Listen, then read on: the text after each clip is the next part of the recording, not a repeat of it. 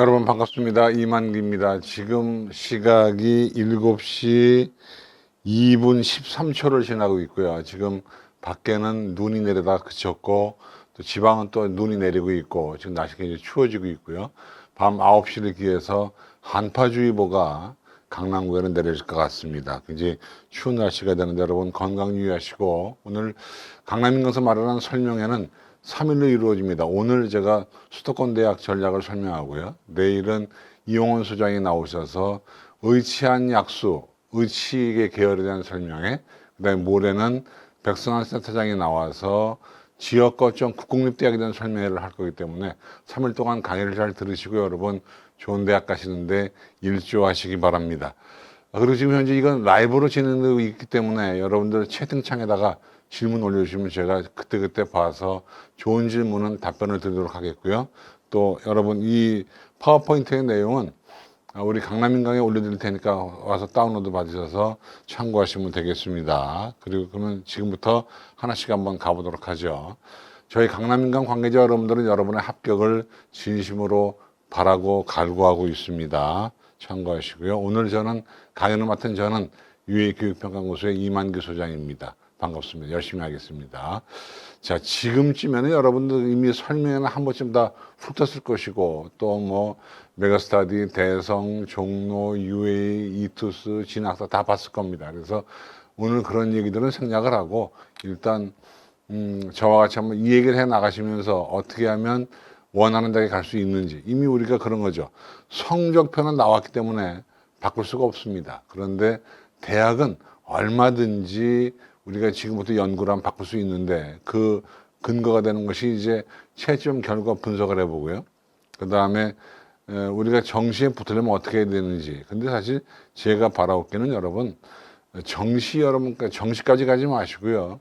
수시에다 붙었으면 좋겠습니다. 그리고 지금 이제 논술을 발표하고 있는데 여러분 하여튼 내일 모레 발표하는 것들을 다 합격했으면 좋겠고요. 그 다음에 최종 체크리스트 있습니다. 그리고 우리가 합격을 위해서 지금부터 노는 기간 동안에 어떤 정보를 가져오면 좋은 건지 정보를 찾는 연습을 좀 해볼 거고요. 그 다음에 수도권 주요 대학의 입시 정보를 한번 우리 생각을 해볼 거고, 마지막으로 수도권 대학들의 지원 가능 점수, 그러니까 우리가 보통 라인을 잡는 데 어깨를 맞추다 그러는데, 라인을 잡을 때 몇 점 정도를 받으면 어느 대학을 갈 수 있는지를 같이 한번 논의해 보도록 하겠고요. 최종 결과부터 한번 분석을 해보도록 하겠습니다.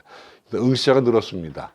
오늘 제가 뉴스를 들으니까 서울에 있는 교사들이 중등 진학지도 연구회에서 연구한 걸 보니까 400점 이상 고득점, 300점, 380점 이상 고득점자들에서 재학생의 비율이 줄었다. 그만큼 졸업생들이 늘었다. 그러니까 지금 응시자 전체로 볼 때는 재학생이 10,000명 줄고 졸업생이 10,000명 늘었는데, 특히 상위권에서 졸업생들의 어떤 영향력이 더 커졌다고 볼 수 있어요.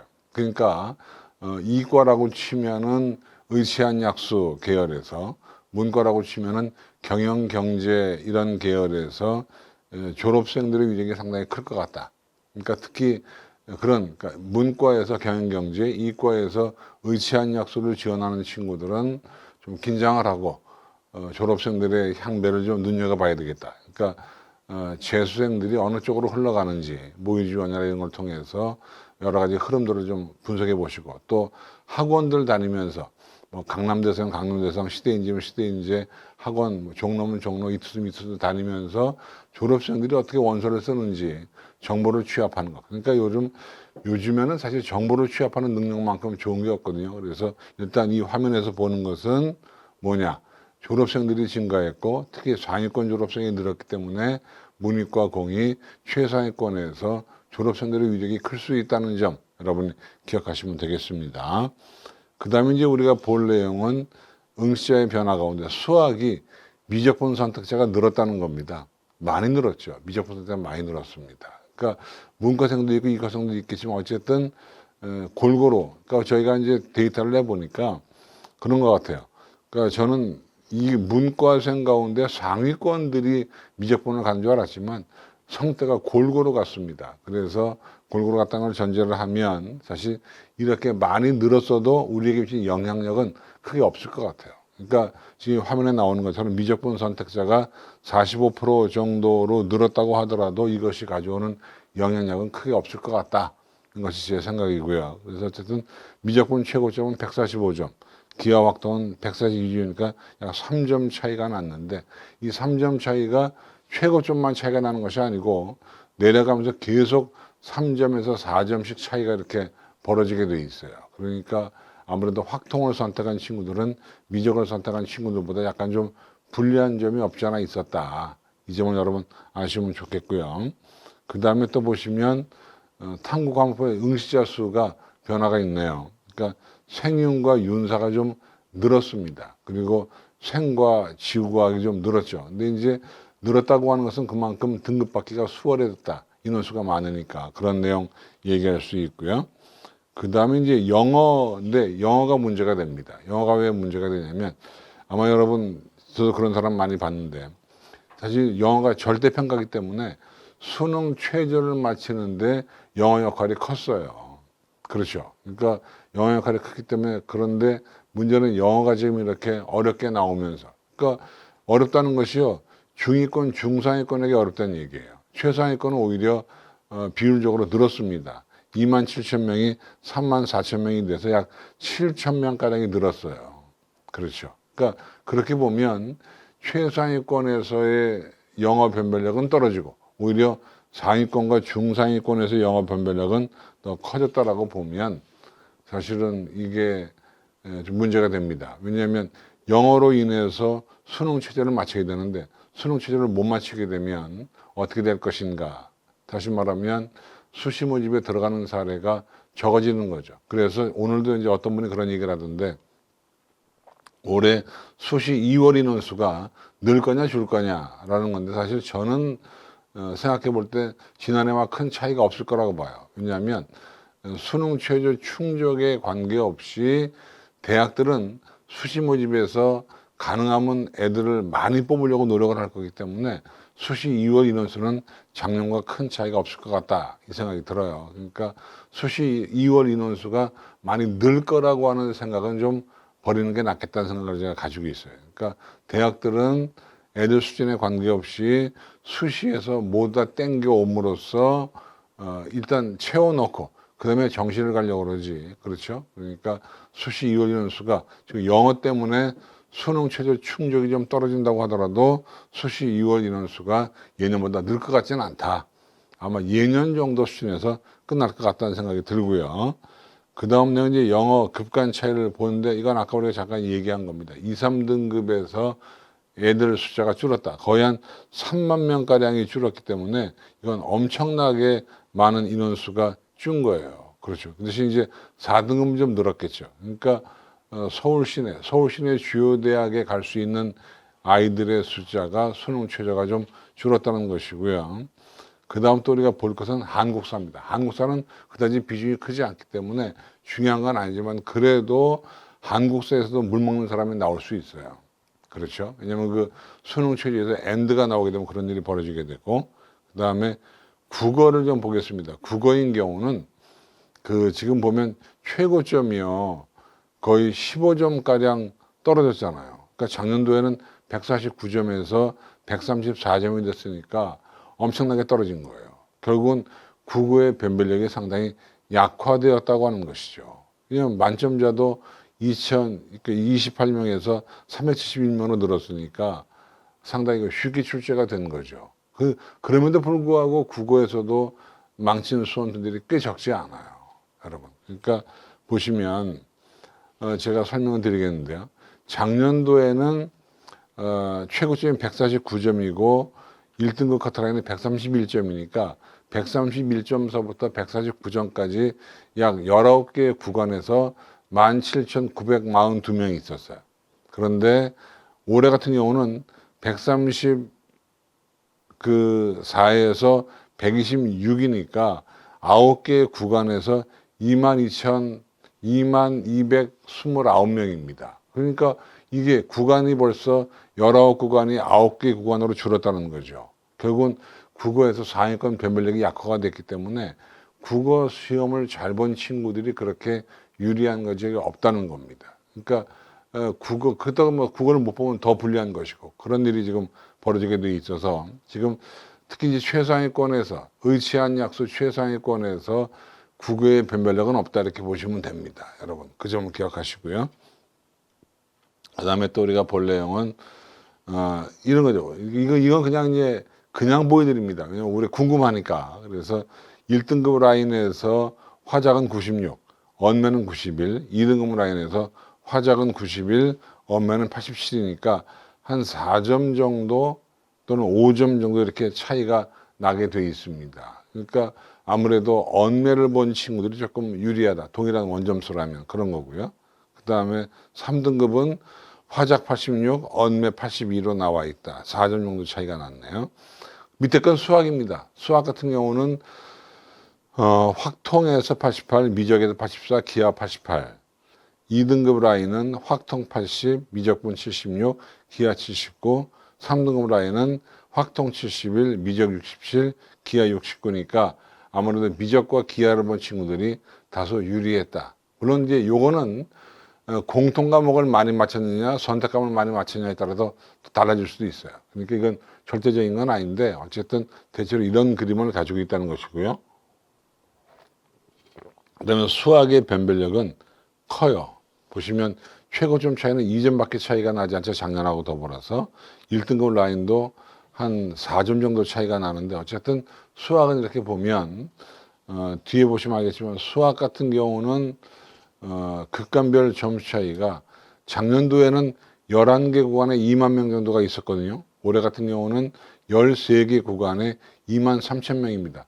거의 비슷해 보이지만 구간이 13구간으로 늘었다는 얘기는 그만큼 변별력이 높아졌다 그 얘기입니다. 그러니까 수학에서 변별력이 상당히 높아졌다 그 얘기이기 때문에 수학에서 올해 변별이 크다. 그러니까 수학 반영 비율이 높은 대학들, 그러니까 수학 반영 비율이 적어도 35%에서 45% 사이 된 그런 대학들 같은 경우는 수학을 잘 본 친구들이 한결 유리하게 돼 있다. 물론 여러분 제가 지금 국어 변별력이 떨어졌고 수학 변별력이 올라갔다고 얘기하지만 어차피 입시라고 하는 것은 총점으로 가는 거기 때문에 그렇게 큰 상관 없습니다. 그러나 아무래도 반영 비율 자체가 다르게 되면 수학 반영 비율이 높은 그리고 수학을 잘 본 친구들이 한결 유리할 수 있다 그 얘기입니다.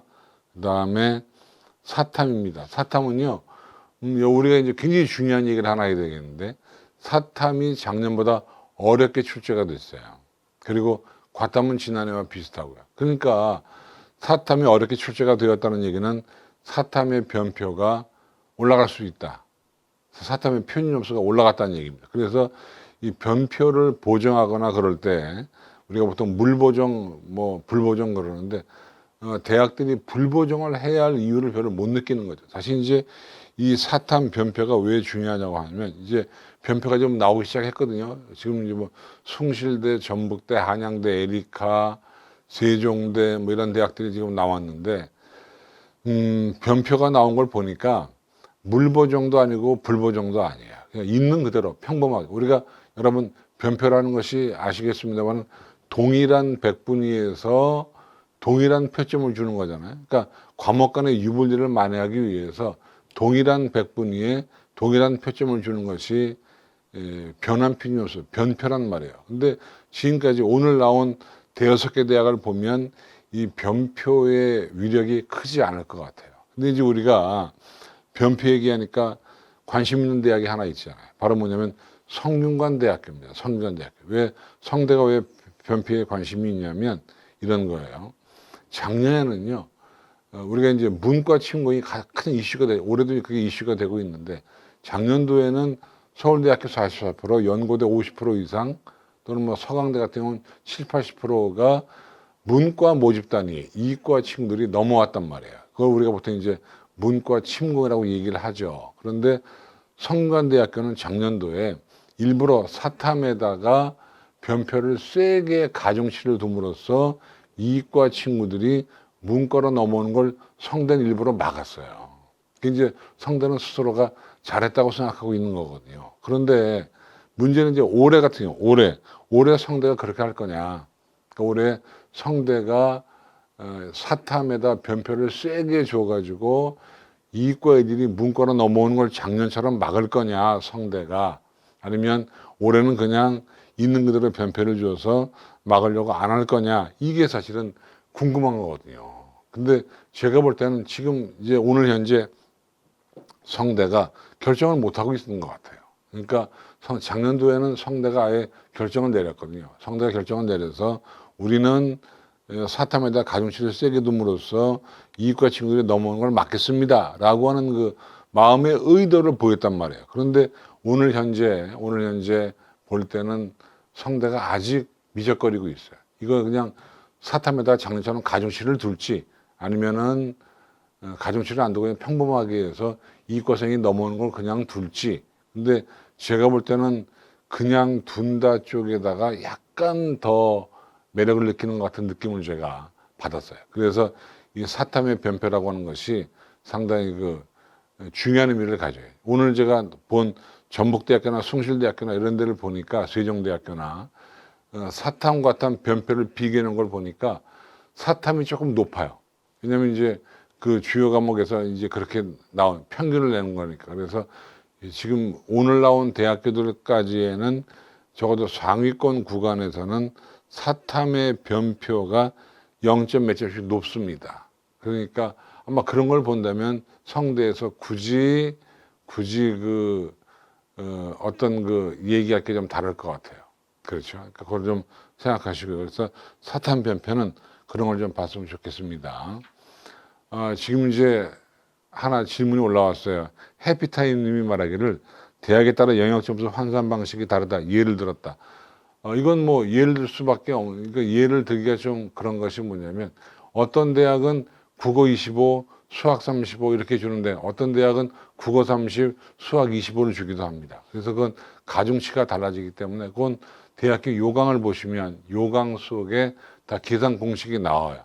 대학마다 다 달라요. 그죠? 이따가 제가 설명을 드릴 거예요, 한 번쯤. 그리고 이제 그런 것을 손으로 계산하기 어려우면 합격 진단 같은 모의 지원 사이트에 가서 입력을 하면 다 계산을 해줍니다. 그러니까 예시 들기는 뭐 지금 예시 들기 좀 그렇고, 이따가 제가 보여드리면서 말씀을 드릴게요.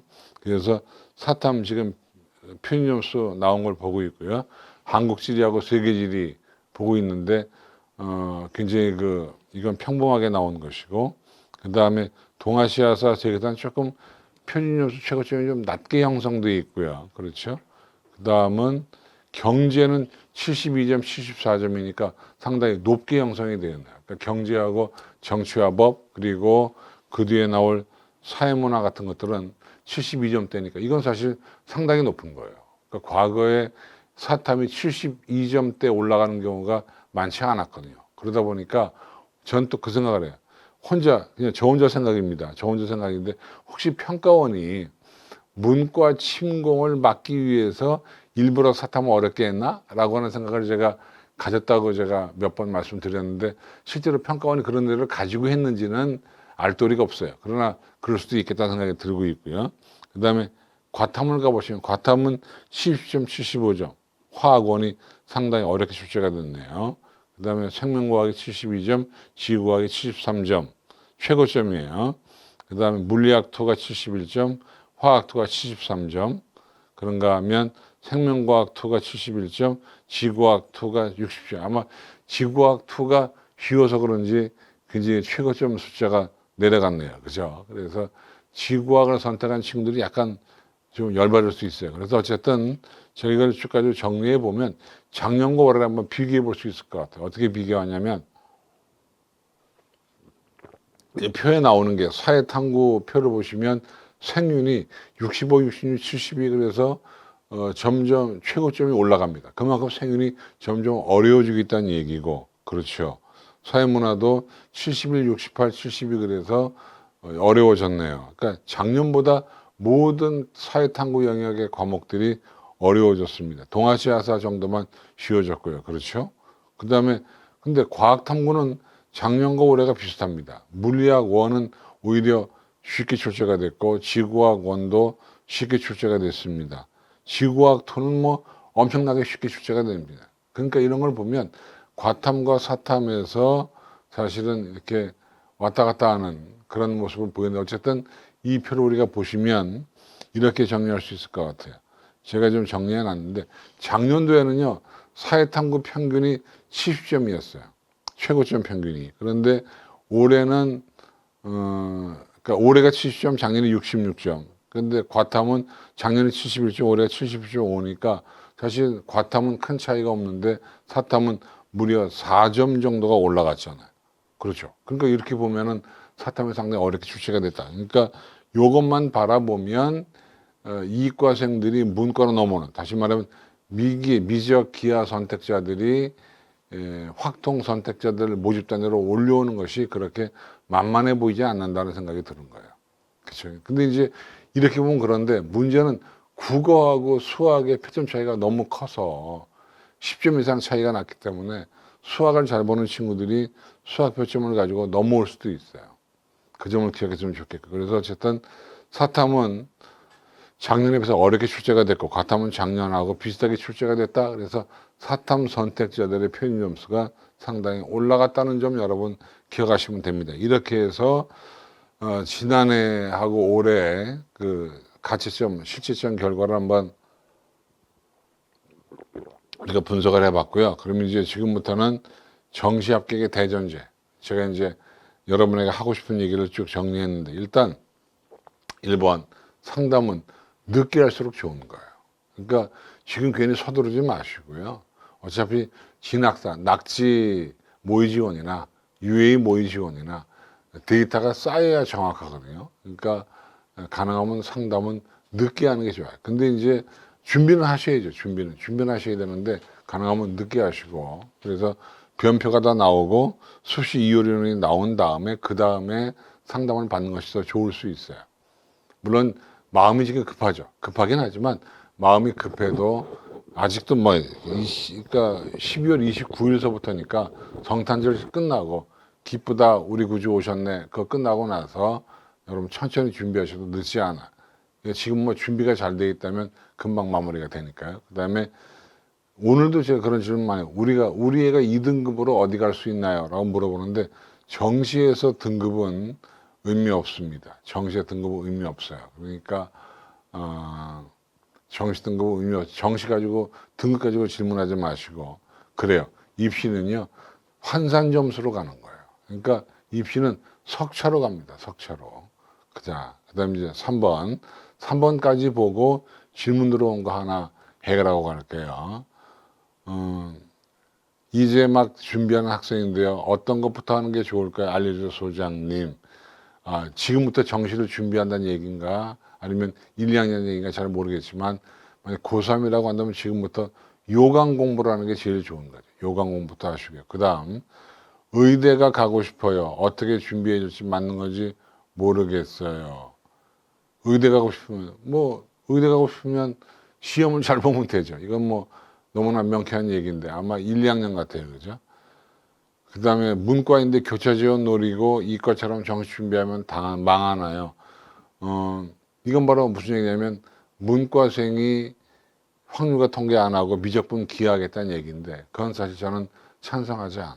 왜냐하면 미적분 기하고요, 그 다음에 확통하고 공부의 양이 엄청난 차이가 있기 때문에, 오늘 제가 방송 전에 강남인강 김미성 선생님, 수학 선생님하고 좀 얘기를 오래간만에 많이 나누었는데, 그분한테 한번 여쭤보세요. 이게 문과생이 확률과 통계에서 미적분 이거 쉽지 않습니다. 그냥 확통하는 게 나을 것 같은 생각이 들고요. 또 다시 화면으로 갑니다.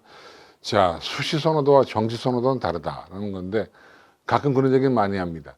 수시의 지원 경향이 정시로 그대로 이어질 수 있다는 얘기를 많이 하는데요. 이건 전형별로 달라요. 학생부 종합전형하고 학생부 교과 전형이 다릅니다. 종합전형은 전공 적합성 문제가 걸려 있기 때문에 함부로 과를 바꿀 수도 없고, 그래서 수시 지원 경향과 정시의 지원 경향이 잘 안 맞아요. 근데 학생부 교과 전형이나 논술 전형은 정시하고 수시 지원 경향이 비슷해요. 그렇기 때문에 학종과는 왜냐하면 학종은 전공 적합성에 의해서, 정시는 성적에 의해서 가는 거기 때문에 약간 좀 차이가 있습니다. 그런데 거기에 비해서 학생부 교과나 논술은 그냥 그대로 갑니다. 그러니까 참고했으면 좋겠고, 그 다음에 그래요. 동일 백분이라도 표현 점수가 여러 개가 나옵니다. 그러니까 백분위 반영 대학과 표점 반영 대학이 대학 자체가 달라질 수가 있고요. 또 우리가 어떤 전략을 세울 때 백분위만 가지고 전략을 세우면 이 레인지가 너무 커지기 때문에 오차가 날 수 있다는 걸 얘기하는 겁니다. 그다음 7번 무모한 것은 그야말로 무모하다. 그런 얘기, 떨어질 줄 알고 원서를 쓴다고 하는 것처럼 어리석은 일이 없습니다. 떨어질 줄 알면 원서를 안 쓰는 게 옳은 것이고요.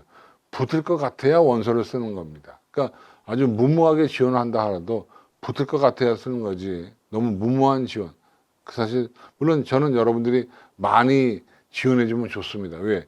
UA 어플라이로 지원하니까 여러분 한 명 지원할 때마다 저희가 몇천 원씩 돈을 벌거든요. 근데 그럼에도 불구하고 여러분 가능하면 무모한 지원을 하지 마세요. 그건 돈 낭비라고 생각이 되고요. 그 다음에 변표 반영 방식, 아까 제가 장시간에 걸쳐 설명을 드렸죠. 변표가 어떻게 나오냐는데, 지금 올해 같은 경우는 물보정, 불보정, 그냥 표준 공식에 의한 보정을 할 것 같아요. 그러니까 크게 중요할 것 같지는 않고, 그 다음에 사탐이 어렵다는 얘기 말씀드렸는데 연관해서 질문 하나 처리하고 가겠습니다.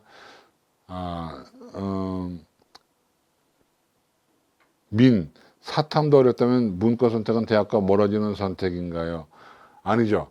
사탐이 어렵다는 얘기는 표현 점수가 잘 나올 수 있다는 얘기이기 때문에 문과생들도 이과생들에 대해서 경쟁력이 생길 수 있다고 긍정적으로 바라보시면 됩니다. 아마 1, 2학년 친구 같은데. 그 다음에 레일리, 평소보다 수능 점수가 낮게 나왔다면 이미 지원한 수시 모집 대학에서 집중하는 게 나을까요? 이건 뭐 이미 대학별고사 만약에 남아있다면 좀 더 적극적으로 응시를 해야죠. 왜냐하면 생각보다 점수가 안 나왔다는 얘기는 수시 모집 대학이 정시 모집 대학보단 높은 대학에 썼을 거기 때문에, 만약에 아직도 면접 같은 것들이 남아있다면 그건 면접이나 대학별고사에 최선을 다하는 게 오히려 맞는 겁니다. 왜냐하면 분명히 나왔죠. 평소보다 수능 성적이 낮게 나왔고, 그렇다는 얘기는 수시 모집 대학이 정시 모집에 갈 만한 대학보다 위에 있다는 얘기고, 만약에 아직 대학별고사가 남아있다면 그 대학별고사에 최선을 다해서 하시고 거기에 붙을 수 있도록 노력하는 게 너무나도 중요한 것이죠. 그렇죠? 이렇게 해서 질문 처리했고요. 여러분 지금 실시간으로 제가 답변을 드리고 있으니까 가능하면 채팅창에다가 질문을 올려주시면 답변을 하면서 가도록 합니다. 이게 라이브의 묘미인 것이죠. 그러니까 제가 강의만 하면 무슨 재미가 있겠습니까? 여러분 질문창에 올려주시면 제가 답변을 드리면서 가야 라이브의 라이브의 묘미가 있는 것이지, 저만 설명을 하면 뭐 그게 중요한 일이겠어요. 그죠? 그 다음에 경쟁률로 따지지만 그게 절대적이지 않다. 우리 경쟁률 얘기를 많이 하는데 경쟁률을 따지면 절대적인, 경쟁률이 점수를 좌지우지하지 않아요. 물론 경쟁률이 높으면 점수가 올라가고 낮으면 점수가 내려가는 건 일반적이긴 하지만, 그렇다 하더라도 경쟁률이 모든 걸 좌지우지하지 않고요. 또 문제는 마감하는 날 경쟁률을 우리가 알 수가 없어요. 이를테면 우리가 보통 6시에 마감한다고 치면 오후 2시나 3시에 마감 직전 경쟁률을 발표하고 그 한 3시간, 2시간 동안은 깜깜이잖아요. 그때 어떤 일이 벌어질지 어떻게 알아요? 그러니까 경쟁률이 대세는 아니고, 또 가끔가다 뭐 3개년 경쟁률 이런 걸, 실시간 경쟁률 이런 거 하는데 그게 사실은 100% 만다고 볼 수는 없습니다. 그런데 대체로 우리가 과거의 경우를 비추어 보면 어떤 일이냐면 마지막 날 전날이 실질 경쟁률이라는 데이터가 있습니다. 무슨 말이냐면, 사실 이제 애들이 하향 지원도 하고 적정 지원도 하고 상향 지원도 하잖아요. 그런데 보통의 경우는 마지막 날 전날, 그러니까 둘째 날이나 셋째 날에 하는 그 경쟁률이 실제 적정 점수대 애들이 그때 얘기한다는 거예요. 그러면 우리가 마지막 날 전날 보면, 아 그렇구나, 이것이 나의 실제 경쟁률이구나 하고 임해 주시는 것이 좋다는 생각이 들고요. 그 다음에 2번으로 갑니다. 대정보 포털 어디 가야 데이터는 반영 비율이나 가산점이 없다. 예, 그렇습니다. 어디 가는요, 균등 평균을 낸 거기 때문에 가중치도 없고 가산점도 없어요. 그러니까 어디가 거를 너무나 믿고 보면 안 돼요. 왜냐면 그 70%거든요. 그러니까 70% 것이면 높은 거잖아요. 높은 거기 때문에 사실 믿고 보시면 안 돼요. 그러니까 어디가 참고 자료입니다. 왜? 70%입니다. 근데 입시 기관들의 배치표는 85%예요. 그리고 물론 입시 기관의 배치표도 가중치 가산점이 계산된 건 아니에요. 반영 비율이. 그러니까 그 정도 알고, 그러니까 대략의 위치, 배치표는 대략의 위치고 정확한 것은 모의지원 합격 진단으로 가는 거예요. 네, 그래서 이제 그러면 그 정도 말씀드리고요. 질문 하나 처리할게요. 입시 기관에서 도전권 대학으로 나온 학교를 지원하면 성공 확률이 얼마나 나올까요? 어렵죠. 왜냐면 이건 그때그때 달라요. 입시기관 도전권이라고 하면 일단은 벅차다 그 얘기인데 입시 기관들은 다소 짜게 하는 경향이 있기 때문에 사실은 입시기관 도전권이라고 나오면 붙을 확률이 50% 미만이라고 보시면 됩니다. 일반적으로. 근데 입시는 알 수 없어요. 입시는 살아있는 생물이에요. 그래서 알 수가 없습니다. 그러니까 가능하면 여러분 입시기관에서 도전권이라고 나오면 도전하지 않는 게 좋은 겁니다. 입시기관들의 프로그램들이 AI, 인공지능을 통해서 다 보여주고 있기 때문에 입시기관에서 도전권으로 나오면은 가능하면 도전하지 않는 것이 여러분 건강에 좋을 것 같습니다. 참고하시고요. 그 다음에 3번, 배치표에 없는 모집 단위도 있다 그랬습니다. 배치표에도 없는 모집 단위가 있다. 이건 무슨 말이냐? 어떤 모집 단위는 수시에만 선발합니다.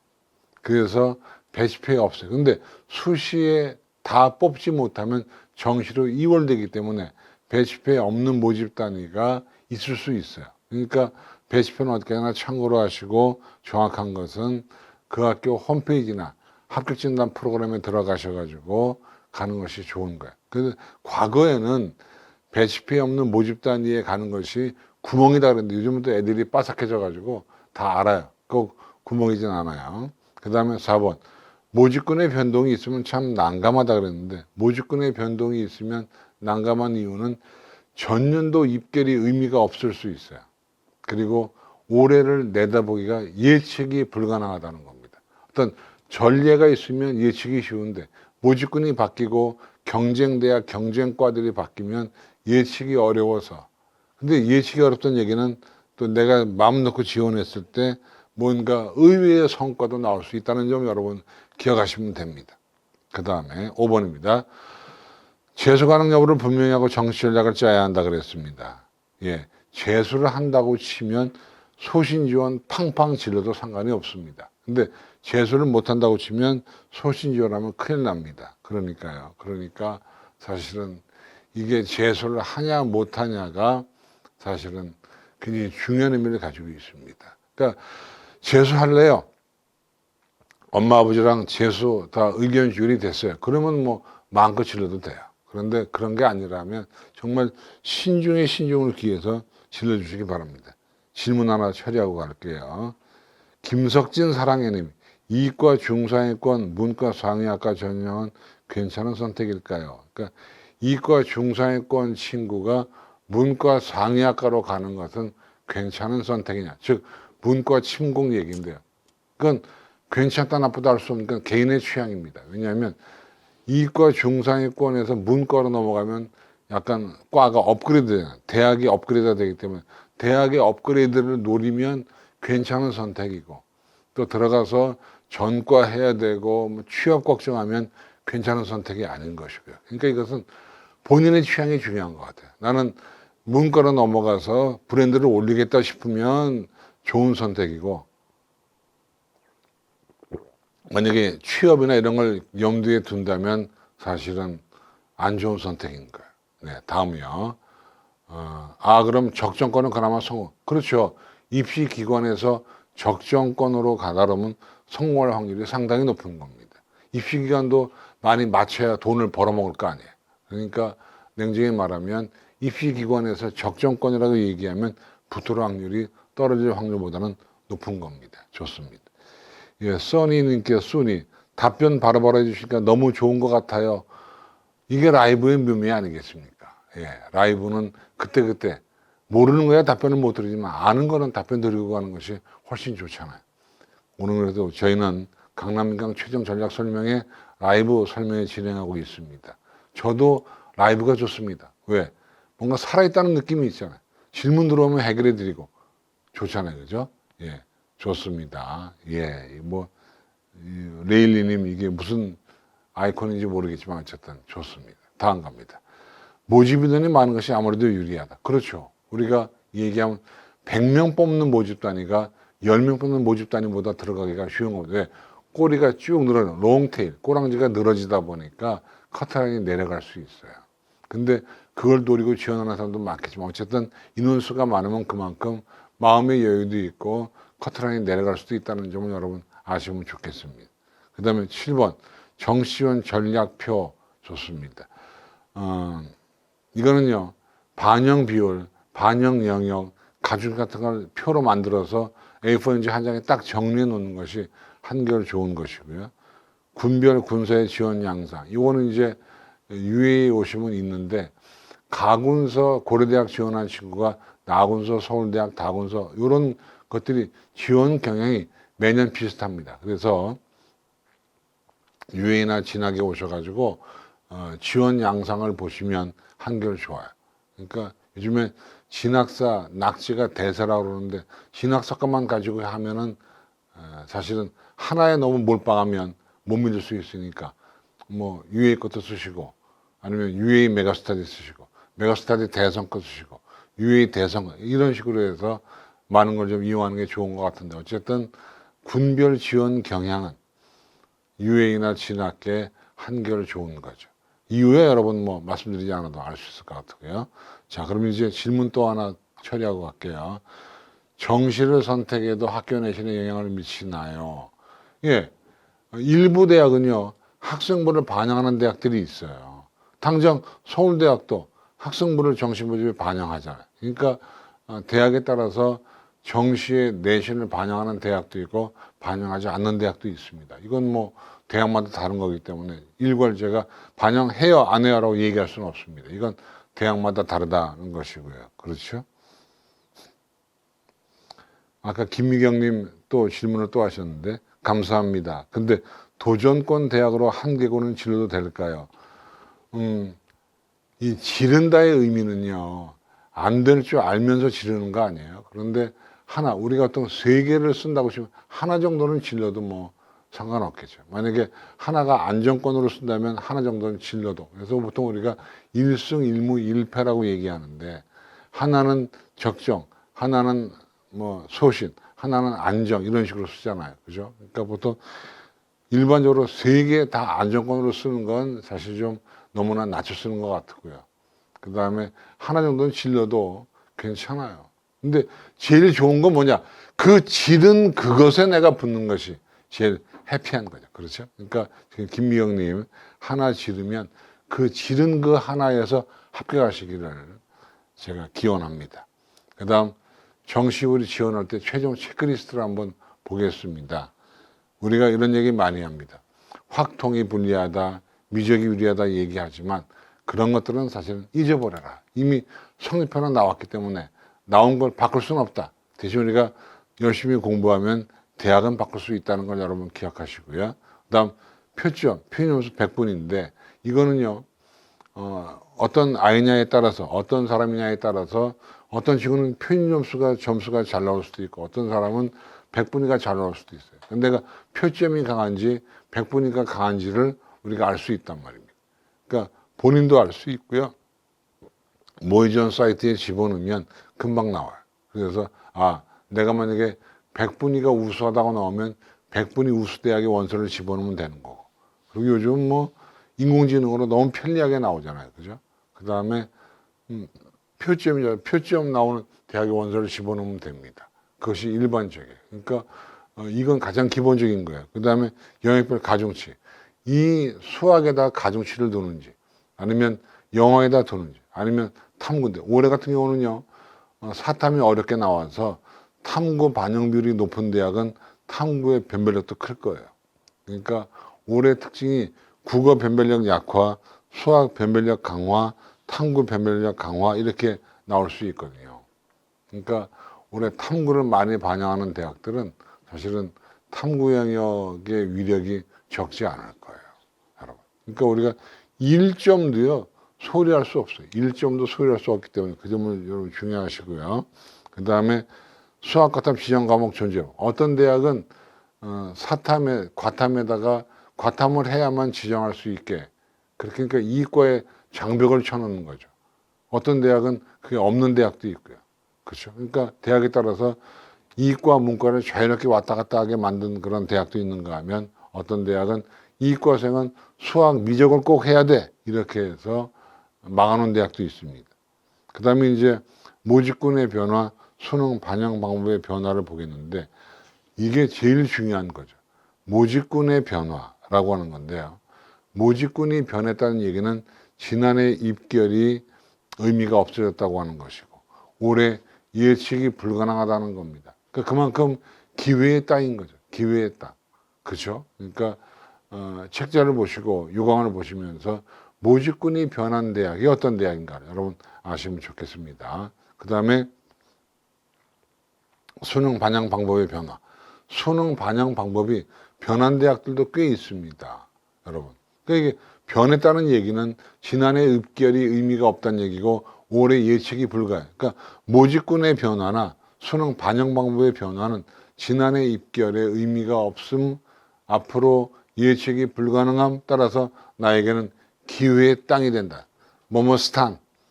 스탄이 땅입니다. 파키스탄, 카자흐스탄, 이 스탄이 땅이라는 뜻인데 우리에게 뭔가 기회의 땅이 오는 거예요.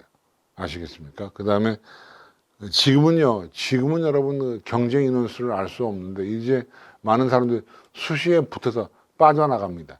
1등급과 2등급을 보면 한 40% 이상이 빠져나가서 우리의 경쟁자들이 이 수시에다 붙어버리기 때문에 정시의 자원이 없어질 수 있어요. 그러니까 지금 나오는 정시 자원은 실질 경쟁 인원이 아닌 거예요.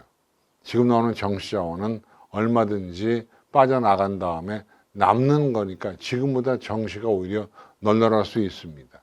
기억해 주시고요. 그 다음에 수시 2월에 반영된 추정 그렇습니다.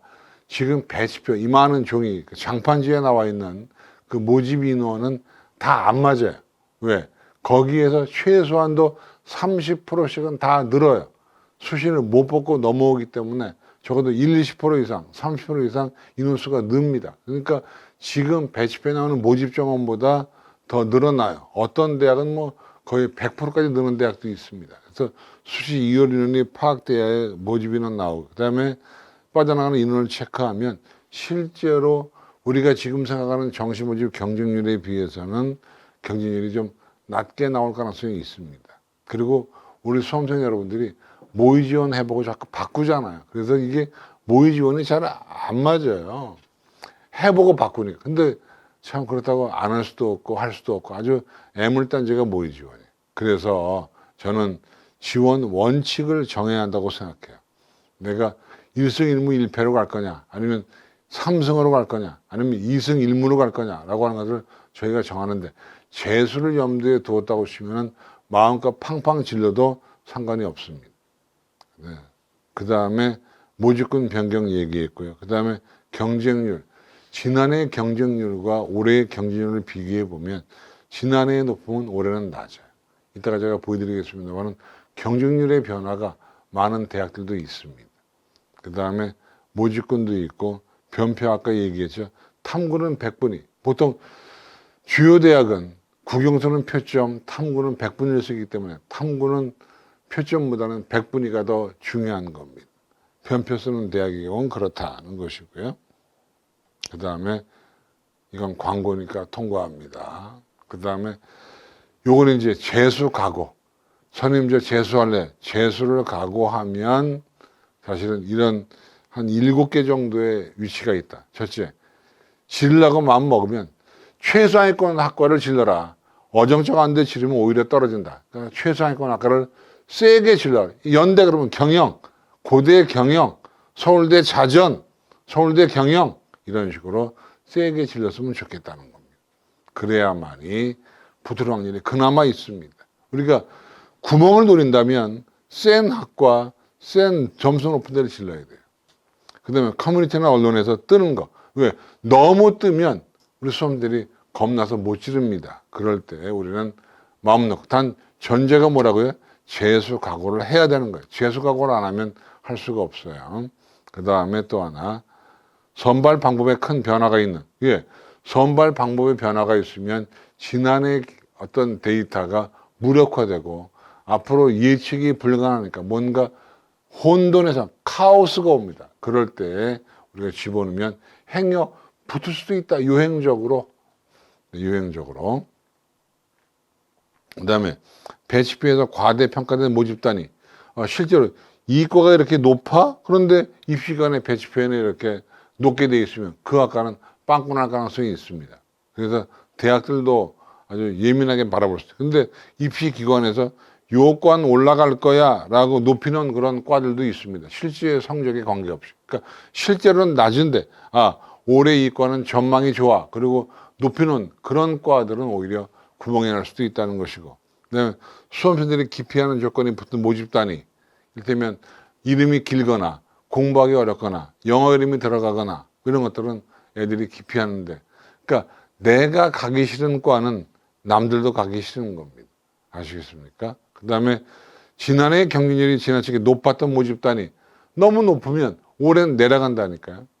작년에 낮았으면 올해는 올라갑니다. 항상 이게 높낮이가 왔다 갔다 하게 돼 있어요. 이건 불변의 진리예요. 한 해가 높으면 한 해가 낮고 한 해가 낮으면 한 해가 높습니다. 여러분.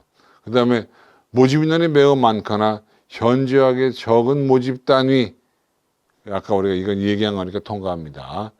지금 우리는 라이브로 강남인강 최종 전략 설명회 수도권 대학편을 보고 있습니다. 여러분 채팅창에 질문을 주시면 제가 즉시 그때그때 답변을 드립니다. 아시겠습니까? 우리가 라이브는요, 오가는 질문 속에 싹 트는 실력, 오가는 질문 속에 싹 트는 합격이라고, 뭔가 질문이 오가야 재미있어요. 그냥 제 얘기만 귀 쫑긋해 듣지 마시고 이거 평소에 궁금한 게 있으면 질문하시면 됩니다. 올려주시면 제가 바로 답변 드려요. 그 다음에 이제 경쟁률을 보겠습니다. 경쟁률에 대해서. 1번, 마감 직전 경쟁률이 낮고 모집 인원이 적으면 최종은 높아진다. 예. 우리가 마감 직전에 보통 오후 2시나 3시에 보이잖아요. 이때 낮으면 애들이 거기다 집어넣어서 오히려 올라갑니다. 그러니까 오히려 마감 직전 경쟁률이 너무 낮은 거는 안 쓰는 게 좋은 겁니다. 아시겠습니까? 2번, 마감 직전 경쟁률이 높으면 최종은 그렇게 높아지지 않는다. 그래서 왜? 겁나서 그 과는 못 쓰는 거죠. 그러니까 어떻게 보면 마감 직전에 높은 데를 쓰는 것도 하나의 전략일 수 있습니다. 그 다음에 3번, 마감 직전 경쟁률과 입시 결과는 큰 상관이 없다. 그렇죠. 최종 경쟁률하고 상관이 있는 것이지 마감 직전하고는 상관이 없습니다. 그 다음에 모집 인원이 많은 학과는 경쟁률이 급격히 높아지지 않는다. 그렇습니다. 왜? 들어오는 숫자가 한정되어 있으니까 확확 바뀌지 않아요. 그러니까 10명 뽑는 과하고 50명 뽑는 과하고 경쟁률의 변화가 50명이 뽑는 과가 훨씬 느리게 나올 수밖에 없습니다. 그다음에 5번, 이 앞에 전제가 명문대학 비인기학과 경쟁률이 오히려 높을 가능성이 많다. 예, 요즘은 애들이 학과보다는 브랜드, 학과보다는 대학의 브랜드를 추구하는 친구들이 많기 때문에 오히려 명문대학의 낮은 과가 더 경쟁률이 높을 수 있습니다. 그다음 6번, 마감 하루 전 지원자가 실제 적정성 때 지원자가, 이거 아까 제가 얘기한 거죠. 마감 전날 지원한 친구들이 진짜로 그 대학의 경쟁률이야 이렇게 얘기할 수가 있습니다. 좋습니다.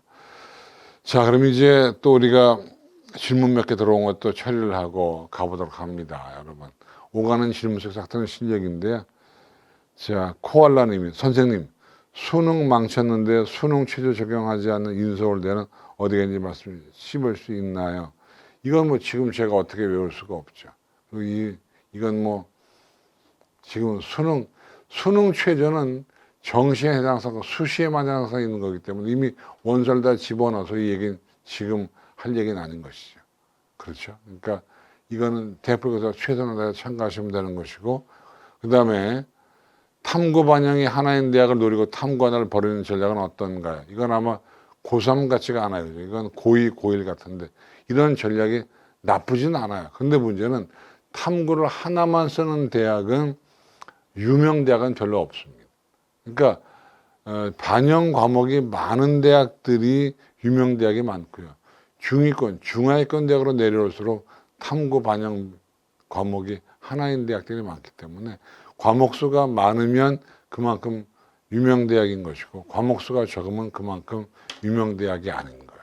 그러니까 이 친구는 아마 고2 친구인 것 같은데 가능하면 탐구를 버리지 않는 게 좋은 거라고 생각이 됩니다. 그 다음에 한 명 더. 정시원 방향 정하는 것도 너무 어려워요. 학교를 먼저 볼까요? 과를 먼저 볼까요?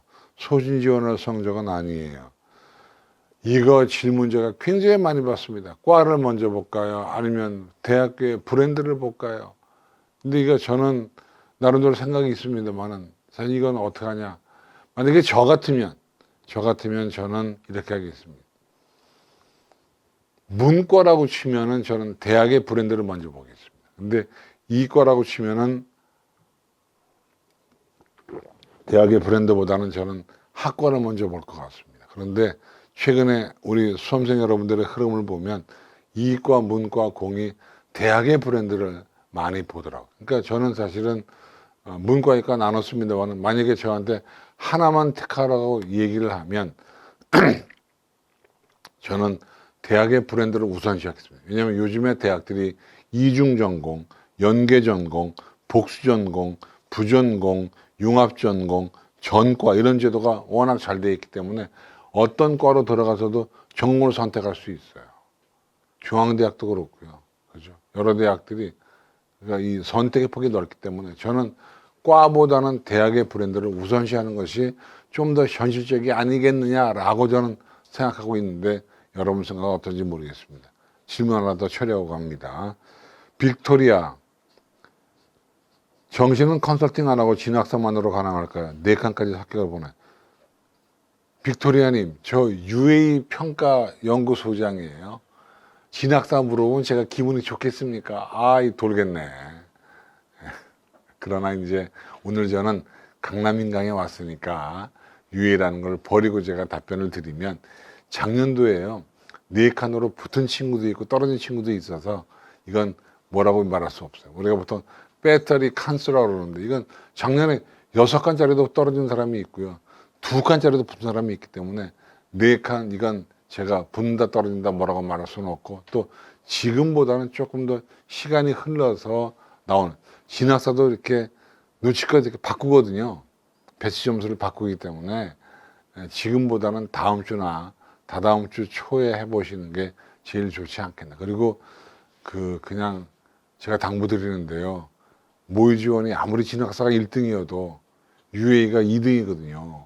그러니까 이렇게 진학사 얘기하면 제가 풀이 죽어서 강의가 안 되잖아요. 지금 벌써 손이 벌벌 떨리고 눈도 침침해지고 안 보여요.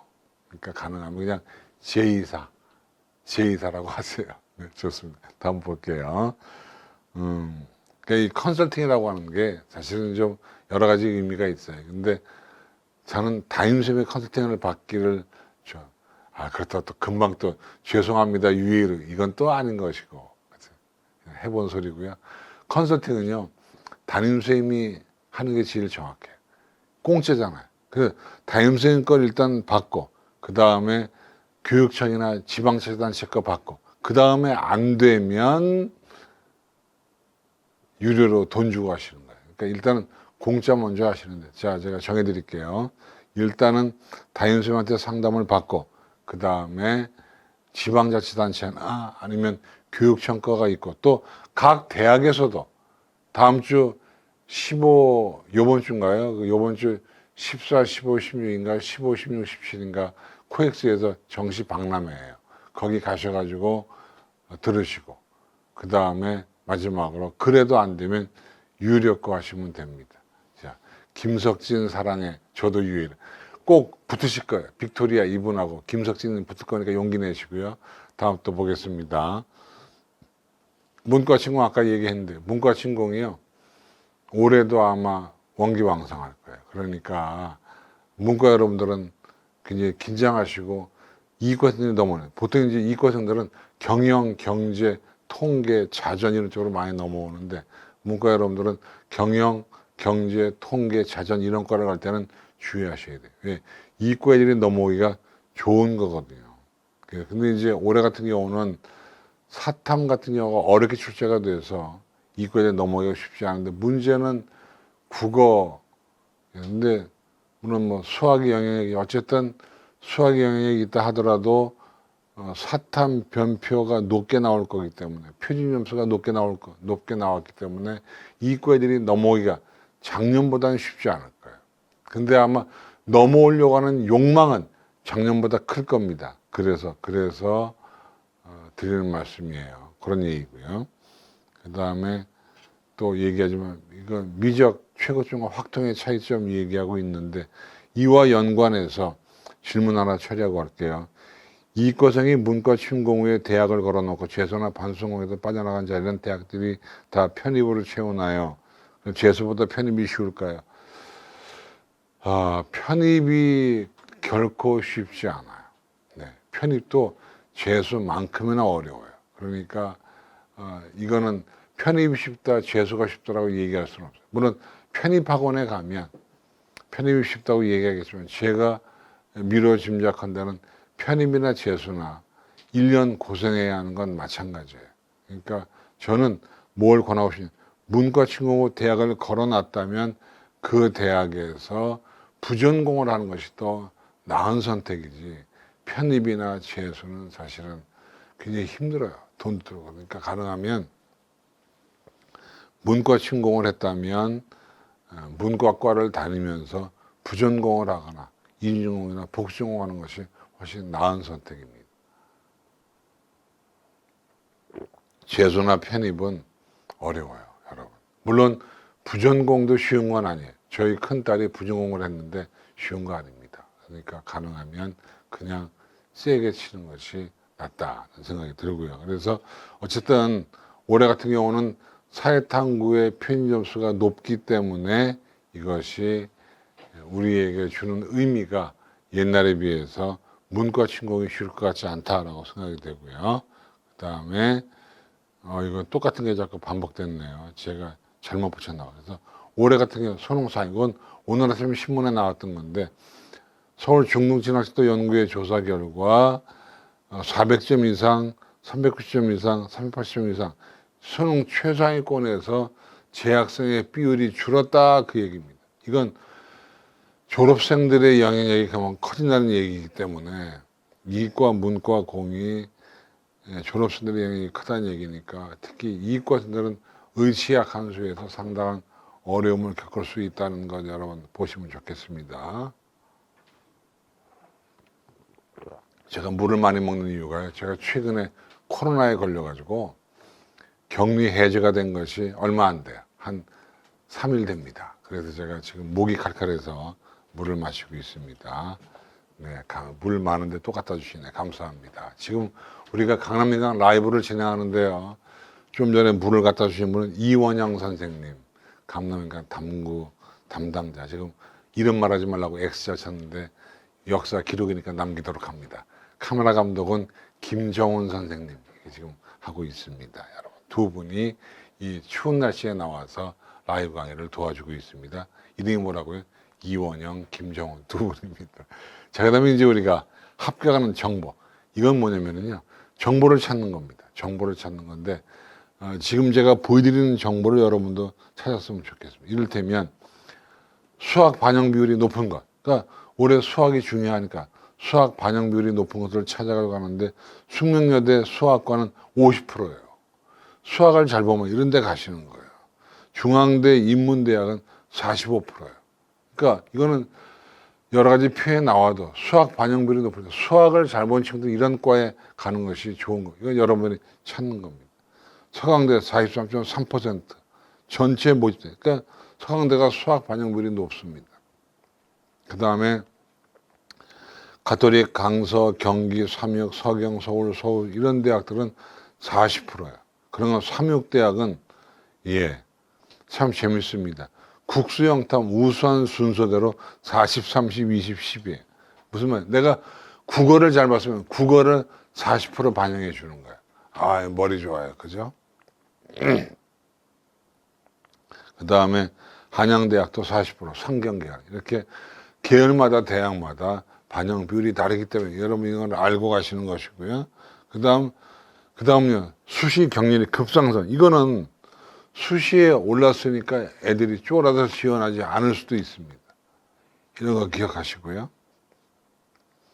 강서대, 한성대, 삼육대, 세종대 이런 여기 나오는 대학들은 급상승하니까 올해 내려갈 수도 있다. 그 다음에 경률이 널뛴 거. 이거는요 뭐냐. 작년에 안 보여요. 잠깐만 갖다 주실래요? 현재 시간 8시. 네, 봤습니다. 그래서 보시면 홍익대학 역사교육과는 재작년에 11대 1에서 작년에 33대 1 올라갔죠. 그럼 올해는 내려갈 거예요. 그렇죠? 이런 걸 여러분이 찾으셔야 됩니다. 그래서 요 파일은 제가 강남민강에 드릴 테니까 와서 강남민강에서 다운로드 하시면 됩니다. 지금 시각이 8시 3분 32초를 지나기 때문에 여러분 질문할 시간이 별로 없어요. 그러니까 지금부터 질문을 올리시면 제가 질문에 대한 답변 드려요. 왜냐하면 지금 남아있는 강의 내용은 여러분이 그냥 눈으로만 봐도 되는 거기 때문에 중요한 것은 질문 받는 것이 더 중요하니까 채팅창에서 질문 처리하도록 합니다. 지금 화면에 보이는 것들은 경쟁률이 널뛴, 그러니까 작년에 올라갔다면 올해는 내려갈 겁니다. 그 다음 인문계 하락, 경동대학 경찰학과는 많이 하락했어요. 올해는 이건 올라가니까 그러니까 지금 이 화면에 남아 있는 것들은 올라갈 겁니다. 왜? 작년도에 내려왔으니까 올해는 올라가겠죠, 그죠? 인하대 교육학과가 10대 1에서 5대 1이면 올해는 5대 1을 넘어갈 거예요. 이런 식으로 나옵니다. 그런가 하면 자연계, 이건 작년에 올라간 자연계들입니다. 그럼 이건 올라갔으니까 올해는 이과들은 내려갈 확률이 높은 겁니다. 이를테면 건국대 융합생명공학과는 11대 1에서 20대 1로 올라갔으니까 올해는 약간 내려가겠죠. 이건 불변의 진리예요. 한 해가 올라가면 한 해가 내려갑니다. 그 다음에 건국대 미래에너지공학과 11대 1에서 18대 1로 올라갔다면 아마 올해 다시 내려갈 확률이 높은 겁니다. 그런가 하면 자연계 중에 내려간 대학, 건국대학교 줄기세포 재생공학과는 26대 1에서 26대 1로 내려왔으니까 올해는 이거보다 올라가겠죠. 그렇죠? 그런가 하면 한성대학교 IT공과대학은 9대 1에서 5대 1로 이건 올해 올라갈 겁니다.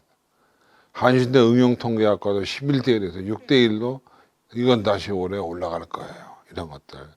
경기대 나노공학과도 올라가겠죠. 항상 퐁당퐁당 원칙에 대해 반대편으로 올라갑니다. 그다음에 비율은 이건 몇 프로 올라갔느냐? 이를테면 숙대 도고동문학과는 약 300% 이상 상승을 했다. 이런 걸. 그러니까 여기 지금 이 화면에 나와 있는 것들은 사실은 올해 좀 떨어지겠죠. 이 화면에 나와 있는 또 올해 올라갈 가능성이 높은 것이고요. 눈여겨보세요. 그 다음에 요건 자연계 작년에 올라갔으니까 올해 내려갈 수 있겠네요. 네, 좋습니다. 다음 내용은 이건 작년에 내려간 거니까 올해 올라가겠죠. 이런 거 여러분 보시고 이제 더욱 중요한 건 다음에 나오는 화면입니다. 뭐냐? 입결이 널뛴 모집 단위들이 있습니다. 그렇죠? 그러니까 오른쪽에 제가 어디가를 통해서 서열을 매겨놨습니다. 예를 들면 한국외고대학교 중국외교통상학부는 재작년에는 37등이었는데 작년도에는 17등으로 올라갔잖아요. 그럼 올해는 약간 이과는 내려갈 확률이 있는 겁니다. 그런 걸 한번 보시라는 거예요. 그렇죠? 그 다음에 건국대학교 나와 있고 동국대, 물론 모든 대학을 다 찰 수는 없지만 제가 일부 과를 국민대학교 같은 경우도 건축학부가 작년도엔 1등이었는데 재년에 7등이니까 올해 약간 건축학부는 떨어질 확률이 있다는 겁니다. 이걸 여러분이 배치표를 통해서 비교 검토. 그래서 배치표는 한 2년 거를 보셔야 됩니다. 2년 거 넘어갑니다. 연세대학교, 고려대학교, 한양대, 경희대. 경희대학교 보시면 전자공학과가 재작년에는 15등이었는데 작년에는 9등이었으니까 이건 올해 약간 내려갈 수도 있겠죠. 이런 걸 한번 보시라고 제가 가져온 겁니다. 자, 캡처해 놓으시고요. 그 다음 또 입결이 넓은 모집단위 또 볼까요? 보시면 자연계네요. 자연계. 의생명공학과가 많이 올라갔죠. 26등에서 2등으로 올라갔으니까 올해 좀 떨어지겠네요. 이런 걸 한번 보시라 그런 얘기입니다. 그 다음에 국민대학교 또 나와 있고요. 지능형 반도체 융합공학과가 21등에서 8등으로 올라갔으니까 올해 좀 떨어지겠네요. 그런가 하면 올라갈 수도 있겠죠. 그죠? 그러니까 떨어진 건 올라가고 올라간 건 내려오는 이런 일이 매년 벌어지기 때문에 작년도 입결을 좀 잘 봤으면 좋겠고요. 그 다음 내용 또 보겠습니다. 그 다음 내용은 질문 하나 처리하고 가보겠습니다. 네. 이과 모의고사 4.45등급인데 체입으로 바꿔 고민 중입니다. 학교 등급으로는 나을 것 같아서요. 체육교육과로 바꾼다는 얘기네요. 이건 뭐 본인이 결정을 해줘야 되는데 요즘에 체육과도 3등급은 돼야 좋은 대학 갑니다. 그러니까 용기를 내시고요. 그 다음 예링코 브이로그님, 서울대가 정시의 내신을 반영한다고 하는데 그럼 일반과 특목고사에 어떤 이거는요, 서울대학교가 교과 이수 상황, 학교생활의 충실도, 성취도 등등을 보는데 한 명을 2명이 평가합니다. ABC로. 그렇죠. 그래서 하는데 이건 특목자사고가 중요한 것이 아니고요. 일반고든 자사고든 그게 중요한 것이 아니라 내가 얼마나 내신을 잘 받았는지, 얼마나 학교생활에 충실했는지, 또는 세특이 얼마나 잘 쓰인지라고 하는 거니까 특목자사고는 세특서는 유리하겠지만 내신 성취도는 조금 불리함이 있겠죠. 그러니까 이건 학교 유형이 중요한 것이 아니라 개인의 역량이 중요한 거기 때문에 일반 전형 같은 경우는 수능으로 1단계를 잘라서 가는 거니까 크게 위력이 없어도 지역균형 전형은 위력이 있을 거예요. 그죠? 다음 보겠습니다. 또 리나님, 공부 방법이 익숙하지 않은 예비 고3인데 내신으로는 인서울이 불가능해서 정시로 돌려고 합니다. 표점 점수 때문에 언매가 나왔다는 말을 들었는데 화작이 나올까요? 이과 경향이면 언매가 나올 겁니다. 언매는 문법이기 때문에 이과 경향이라면 언매가 나올 거고요. 문과 경향이라면 화작이 나올 수 있습니다. 이건 본인이 판단해 주시고요. 그 다음에 윤경 보시겠습니다. 네, 이건 정시학과는 조금 다른 문의사항입니다만은 국어 전문가시니까 여쭤봅니다. 이번 고2 11월 모의고사와 이번 수능고를 비교했을 때 체감 난도 차이는 이거는요 어렵게 질문해 주시는데 죄송한 게 제가 고2 11월 모의고사 문제를 풀어보지 않았기 때문에 뭐라고 답변 드릴 수가 없습니다. 이거는 강남민간 국어선생님들에게 질문하시면 좋을 것 같습니다. 국어는 문학, 비문학 모두 정답이고 선택 과목에도 한두 개 틀리는 정도였습니다. 그러면 뭐 국어를 잘하는 친구네요. 그러니까 체감 난도 차이는 제가 모르겠습니다. 근데 이 정도 틀린다면 한두 개만 틀리면 뭐 제가 볼 땐 수능서는 만점 받을 수 있을 것 같습니다. 그러니까 용기를 내셔서 지금처럼 공부하시면 되겠습니다. 자, 질문 주시고요. 질문할 시간이 많이 남지 않아서 질문 주시면 제가 답변 드리도록 하겠습니다. 다음 수도권 주요대 입시 정보를 한번 보겠습니다. 일단 모집 군별 선발 인원은요, 대학마다 주력군이 다른데, 예를 들면 가톨릭 대학은 가군이, 건국대학은 나군이 주력군입니다. 이런 주력군을 봤으면 좋겠습니다. 네, 좋습니다. 그 다음에 경기대학은 다군에 다 몰려 있고요. 고려대학은 가군에, 광운대학은 다군에 주력군으로 가 있습니다. 그러니까 주력군에 따라서 입결이 왔다 갔다 하기 때문에 그렇죠. 성대는 간화군에 골고루 포진되어 있고요. 세종대학도 간화군에 골고루 포진되어 있습니다. 숙대는 가군에 집중하고 있고요. 그렇죠? 서울과학기술대학은 가나군에 포진하고 있습니다. 그런가 하면 숭실대학 인문계 보기, 인문계는 가군이 중심군이고요. 아주대학은 인문계는 다군이 중심군입니다. 자연계도 다군의 중심군으로. 그러니까 중심군이 있는 거에다가 적정 지원하시는 게 제일 좋은 겁니다. 모든 대학공이 중심군이 있는 것보다 좋은 것입니다. 인하대학은 가나다군에 골고루, 다군에도 조금 포진이 되어 있습니다. 한국공학대는 많이 뽑지 않습니다. 인문계는. 그래서 이거 보면 안정지원이나 적정지원은 주력군에다 가는 것이 좋은 겁니다. 넘어갑니다. 그 다음에 또 정시 모집군의 변동이 있습니다. 이건 어떻게 건국대학은 다군서 나군으로 옮겼습니다. 그럼 다군에 있던 경쟁률이 높고 치열하겠죠. 추합이 많이 되니까 다군은 경쟁률이 높고 추합이 많이 돌아요. 근데 나군으로 가면 경쟁률이 낮아지고 추합이 덜 돌 겁니다. 여러분 그런 걸 한번 보시라고 표를 통해서 보여드립니다. 상명대, 성대, 세종대가 나군서 가군으로 많이 바꿨습니다. 세종대학이 최근에 공대를 강화하면서 나군에다가 공대를 많이 보냈군요. 그 다음에 인하대학은 사회인프라공학과를 가군서 나군으로 보냈고요. 신소재공학과를 가군서 다군으로 보냈습니다. 그러니까 다군으로 가면 경쟁률이 올라가고 추합이 많이 돕니다. 중앙대학교 있고요. 한국공학대 있습니다. 한국공학대는 한국산업기술대학교가 이름을 바꾼 겁니다. 그 다음에 수도권 주요 대학의 정시 가산점 현황입니다. 가톨릭대 자연계 과탐 5%, 경기대학은 자연계 과탐 15%. 15% 정도의 가산점을 두면 이건 만회가 어렵습니다. 상당히 위력적이니까요. 광운대 건축 미적분 기하 10%, 정보융합 미적분 기하 10%, 당국대 축전 건축 기하 10%, 미적분 10%. 그래서 서울여대는 과탐의 10%를 줍니다. 수학의 자연계 기하 10%인데 한 5% 정도는 만회가 가능합니다만은 그러나 10% 정도가 넘어가면 만회하기가 어렵습니다. 그 점을 기억하면 좋겠고요. 그 다음에 또 보겠습니다. 그 다음에 성신여대는 미적 기하의 10%, 수학과 핀테크 전공에는 20%의 가산점을 두니까 수학을 잘못 친구들은 이런 과에 지원하시면 좋을 것 같습니다.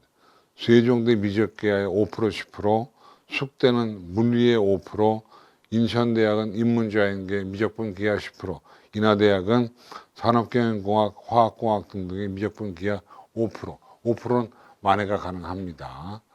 한국공학대 있고 한양대 서울은 자연계는 과탐2에다가 3%를 줍니다. 그 다음에 대진대학교 포천에 있죠. 서울여대, 신한대, 평택대, 협성대 등등은 반영 영역을 바꿨습니다. 그러니까 탐구 국수형 중에 택 2에서 국수형 좀 범위를 넓게 해서 자유로운 선택의 기회를 줬네요.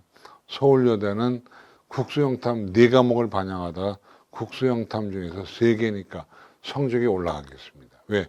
반영 과목 숫자가 줄면 성적은 올라가게 되어 있습니다. 여러분 그 점 기억해 주시고요. 평택대학은 영어 탐구에 국수 중 택이라서 국수형탐 가운데 택 3이니까 이러면 점수는 올라갑니다. 그러니까 여러분들이 선택하기가 좋아지고 선택 과목 숫자가 줄면 점수는 올라갑니다. 그 점을 여러분 기억했으면 좋겠습니다. 다음 수능 반영 방법으로 갑니다. 주요 대학 보시면 가톨릭 대학은요. 국어 30, 미적분 기하 30, 영어 20이니까 아주 평범한 반영 비율을 가지고 있습니다. 자연계는 국어의 반영 비율을 그냥 그대로 있고 다 똑같습니다만은 간호학과는 수학 반영 비율이 올라가고 그렇죠? 그런 것들이 나와 있습니다.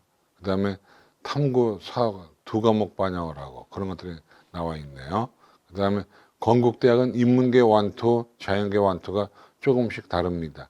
자연계에는 35%의 수학 반영 비율을 가지고 있으니까 이거 내가 지원하는 계열이 어디에 해당하느냐에 따라서 달라지게 되어 있습니다. 경기대학교 국어는 40%, 인문계는 국어가 40%니까 국어를 잘 본 친구들은 경기대학에 지원하면 되겠습니다. 경희대학은요, 인문사회, 자연계, 사회는 경영, 경제 같은 것들, 그런 것들은 사실은 수학의 35%잖아요. 어마어마하게. 대신 국어 반영 비율이 낮아지네요. 그러니까 인문계하고 사회계열하고 국어하고 수학의 반영 비율이 역전됩니다. 그러니까 똑같은 경희대학이라고 다 똑같은 게 아닙니다. 그러니까 이런 식으로 각 대학들이 바꿔줍니다.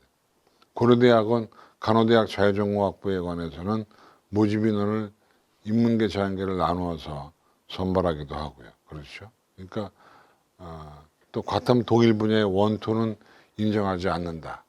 그러니까 물리원, 물리투 인정하는 건 지원할 수 없다. 이런 것들이 거기에 나와 있습니다. 그러니까 이런 식으로 같은 대학 내에서도 반영 비율이 달라요. 인문계 같은 경우는 국어가 35.7이지만 자연계는 31.3%를 보입니다. 대신 가정교육과는 또 35.7로 약간 달라지게 되고요.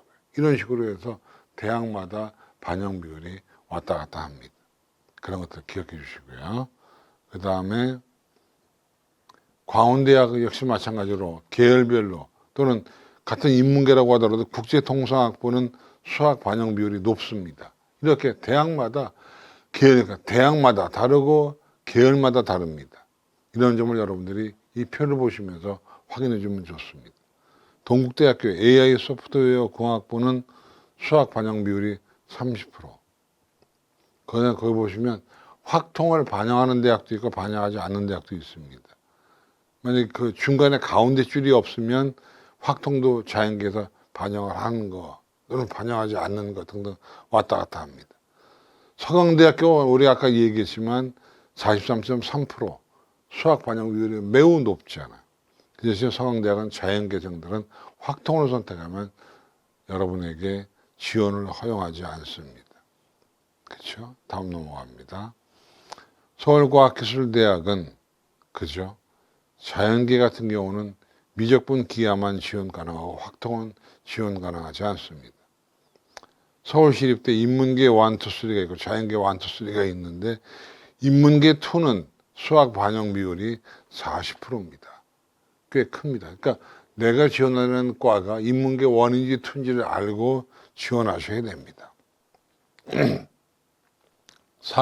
사탐은 10%지만 과탐은 30%, 35%까지 반영 비율이 높아집니다. 보셔야 됩니다. 서울여대, 성대, 성신여대가 모집 단위별로 아주 자세하게 나누어 놨습니다. 여러 가지로 복잡하게 나와 있습니다. 활용 지표가 100분입니다. 죄송합니다. 성신여대, 세종대, 숙련여대가 나와 있고요. 이렇게 우리가 보면 대학마다 계열마다 다르게 나와 있기 때문에 여러 가지 문제가 생길 수 있습니다. 그냥 일반적으로 지원하면 안 됩니다. 내가 지원하는 계열과 과가 뭔지를 알고 들어가셔야 되는 겁니다. 그 다음에 숭실대, 아주대, 연세대, 이화여대가 나와 있는데 이화여대도 인문자연이 수학 반영 비율이 다릅니다. 인천대학도 인문자연이 수학 반영 비율과 국어 반영 비율이 서로 왔다 갔다 합니다. 인하대학 마찬가지. 인하대학도요. 공간정보공학 인문계열은 수학이 30입니다. 자연계는 25고요. 그러니까 상당히 대학교 계열마다 다르게 나와 있습니다. 가산점 나와 있고요. 질문 하나 처리하고 가겠습니다. 이과입니다. 모의고사가 평균 4, 5등급에 나오는데 겨울방학 때 과목별로 공부 비율을 어떻게 정하냐. 이건 고3이 되는 친구인가 봐요. 그렇습니다. 자연계면 수학과학 위주로 공부를 해줘야 되고 국어도 하루에 2시간씩은 공부를 해야 됩니다. 아무리 자연계에도 수학 2시간씩, 국어 2시간씩은 공부해줘야 나중에 그렇게 안 하면 그것 때문에 망하는 사태가 옵니다. 근데 그럼 언제 수학 과탐은 잠을 줄이는 수밖에 없습니다. 잠을 줄이는 수밖에 없어요. 다음 또 보겠습니다. 불수능성 스카이 합격 전략. 여러분, 불수능이든 물수능이든 스카이 합격 전략은 틀리지 않는 게 전략입니다. 점수가 높은 게 전략. 스카이는 점수가 높아야 갑니다. 10개 이상 틀리면 스카이는 못 갑니다. 그러니까 스카이를 가려고 치면 10개 이하로 틀리는 것이 관건이라고 봅니다. 전과목 공이. 그러니까 합쳐서 10과목 이하가 틀려 10개 이상 틀리면 스카이는 못 간다고 보시면 됩니다. 자, 지금 시각이 8시 22분이기 때문에 한 8분 정도 남았으니까 질문 못 하신 분들은 질문하시기 바랍니다. 중앙대학도 역시 인문계도 또 여러 가지 인문계에 따라서 국어와 수학 반영 비율이 다릅니다. 아시겠죠? 그죠? 공공인지학부는 국어가 35, 수학이 40, 그 다음에 사과탐이 25%입니다. 그러니까 인문계라 하더라도 공공인지학부는 사탐, 과탐의 반영 비율이 높다는 겁니다. 한국 외대도 있고. 외대도 보시면 전 모집 단위가 30, 30인데 LD학, 랭귀지 앤 디플로매시, 랭귀지 앤 트레이드는 수학 반영 비율이 높고 탐구 반영 비율이 낮습니다. 그러니까 같은 대학 내에서 이렇게 다양한 비율을 가지고 있기 때문에 여러분 그걸 알고 임하셔야 되고요. 한성대학도 있고 마지막으로 한양대학 같은 경우도 상경계열은 수학 반영 비율이 상당히 높습니다. 자연계열도 간호학과는 인문계 자연계 공이 모집을 하니까 확통 선택자도 지원할 수 있게끔 나와 있습니다. 참고하시고요. 그 다음에 과학탐구 서로 다른 두 과목 응시 필수. 그러니까 고려대, 고신대, 광주과학 이런 대학들은 물리원, 물리투 똑같은 과목을 원투로 하는 것은 인정하지 않는다고 나와 있습니다. 넘어갑니다.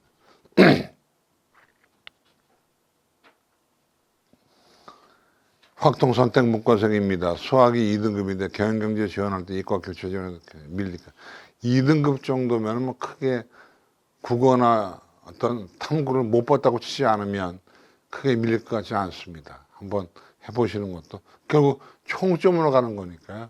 수학이 2등급이라서 크게 밀리지 않을 것 같습니다. 어느 대학인지 모르겠지만 용기를 내시기 바랍니다. 그 다음 나오는 표는 영어 등급별 점수대 보여드리고 있습니다. 대학별로 극간 차이가 큰 데도 있고 작은 데도 있습니다. 확인하셨죠? 통과합니다. 한양대까지 눈으로 보고 있습니다. 그 다음 제가 보여드릴 표는 수시 2월 인원수 작년도 겁니다. 올해 게 아니고요. 여러분 참고하시길 바랍니다. 질문 하나 더 처리할까요? 예비 고3 이과 4, 5등급 문과로 전향할까? 전향하려고 치면 겨울방학부터 전향을 해야죠. 고3 때 올라가서 바꾸면 너무 늦습니다. 그 다음은 제가 화면을 통해서만 보여드립니다. 의학계열 선발 방법 눈으로 보겠습니다. 서울시청 경기만 보여드립니다. 그 다음 치의학계열 서울 경기 보셨죠? 그 다음 한의학계열 서울 경기 거, 그 다음 수의학계열 서울 경기 건국대학 서울대가 있습니다. 넘어갑니다. 그 다음에 반도체학과 요즘에 인기를 끌고 있습니다. 반도체학과들은 어떻게 선발하는가 하는 것은 한눈에 볼 수 있도록 얘기할 수 있습니다. 다음 넘어가겠습니다. 반도체학과를 보고 서울과기대 반도체, 성대 반도체, 세종대 반도체. 근데 어떤 대학은 채용 조건형 계약, 어떤 데는 채용 조건형이 아닙니다. 한양대 반도체, 한양대 과학기술원, 카이스트, 연세대, 그 다음에 성대 이런 곳은 채용 조건형 계약이기 때문에 나오면 SK나 삼성에 취업이 바로 됩니다. 서강대 마찬가지고 고려대 마찬가지입니다. 나머지 대학들은 채용 조건형이 아닙니다. 통과하겠습니다. 그 다음에 마지막으로 수도권 대학 지원 가능 점수를 보여드립니다. 제일 높은 과와 낮은 과를 정리해서 어느 정도 레인지가 되면 저 대학에 지원 가능하겠구나 하는 것들을 여러분 화면을 통해서 보시기 바랍니다. 그리고 본 설명의 영상은 유튜브 강남인강 공식 홈페이지에서 보실 수 있습니다. 화면 갑니다. 자, 가천대부터 광운대까지 대체로 이러한 레인지에서 표준 점수와 100분의 1 가지고 지원 가능하다가 눈으로 보여집니다. 넘어갑니다. 국민대학에서 덕성여대, 동국대, 동덕여대, 명지대, 삼육대, 상명대까지 눈으로 보여드리고 있습니다. 오른쪽에 지원 가능 점수가 나와 있죠. 그죠? 이 지원 가능 점수가 우리에게 보여집니다. 그 다음에 상명대, 서강대, 서경대, 서울과기대, 서울교대, 서울기독대, 서울대, 서울시립대까지 눈으로 보여드리고 있습니다. 요 레인지를 보시면 이 정도 레인지에서 지원 가능 점수가 형성되는구나 하는 것을 알 수가 있고요. 그 다음은 서울여대부터 세종대까지 보여드리고 있습니다. 조금 눈으로 확인해 보시고요. 이런 게 있구나. 그 다음은 숙명여대에서 인하대까지 보여드립니다. 눈으로 확인해 보시고요. 그 다음에 장로의 신학대학에서 한성대까지 보여드립니다. 이 정도 레벨에서 이 정도 대학이 지원 가능하구나 라는 것이고요. 마지막으로 한성대학에서 홍익대까지 보여드리고 있습니다. 보통 보시면 216점, 300점대. 근데 이게 100분위하고 표준 점수가 달라서요. 왜 이렇게 낮죠? 그건 100분입니다. 그러니까 표준 점수가 아니고요. 그러니까 표준 영역별로 쭉 보시면 되겠습니다. 이렇게 해서 오늘 강남인강 라이브 설명회를 다 마무리를 짓습니다. 아무쪼록 여러분 저희 강남인강 관계자 모두는 여러분의 합격을 간절하게 기원합니다. 여러분. 그래서 꼭 붙었는데 마지막 질문 하나 해결하고 갈까요? 비비런덕님이 주셨는데 마지막 질문입니다. 과탐 생명환 화학원으로 수능 준비합니다. 모고는 화학이 4등급 나옵니다. 조금 높은 거 원하고 있고 4등급에서 화학하는 것보다는 지구학으로 돌리는 게 더 나을 수 있다고 저는 생각이 됩니다. 여러분 참고하시고요. 아무쪼록 여러분 이 영상을 보신 여러분들은 꼭 올해 합격하시기를 부탁을 드리고요. 간절한 마음으로 기도합니다. 여러분 오늘 한파주의보입니다. 추위 조심하시고 아무리 좋은 대학 가도 건강을 잃으면 소용이 없으니까 저처럼 코로나 걸리지 마시고 여러분 늘 건강하시고 마음의 평안을 빕니다. 여러분 안녕히 계십시오. 고맙습니다. 저는 이만기였습니다.